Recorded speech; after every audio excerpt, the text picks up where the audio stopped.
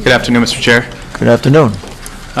Madam Chair, Ranking Member Carney, good committee members, it's an honor to be here today to testify for my first time. And I guess everyone said you get the jitters, but I think 4 hours ago I was over that. So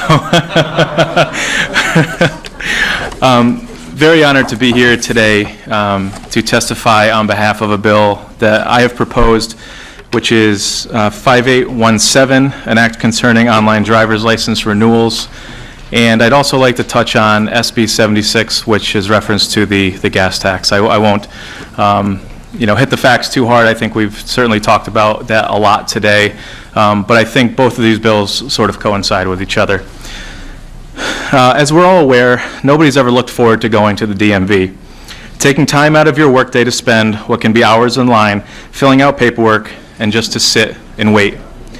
The people of the 64th District, the northwest corner, we have a particularly difficult situation, being that the closest DMV is in Winsted, almost 30 miles away, and it's only open on select days and select hours. By allowing for online renewals of driver's licenses, it would be one less thing that would be on the plate of DMV employees. And let me stress, this wouldn't eliminate any jobs. With fewer people in line, wait times would be decreased dramatically, and it would make the operations more efficient on a daily basis. Online license renewals is not a brand new concept. It has been implemented in several states without any major issues.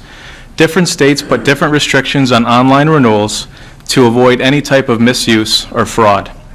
The 21st century has been a time period rapidly improving with technology, yet Connecticut seems to be stuck in this current technological position. We are quickly approaching an age where we can get into a vehicle and it can drive itself to the DMV for us to complete a task that we could have done within seconds online and in our home, 24 hours a day, 7 days a week. It's time for Connecticut to update the way we do business at the DMV. Now, in reference to the gas tax, part of being a state representative is certainly to speak on behalf of our constituents, to be a voice of reason, but we also need to be a cheerleader for Connecticut and a cheerleader for our districts. When we're dealing with a mass exodus of businesses and residents, they are on the cusp. They just want one other reason to finally say yes, and they're going to move out.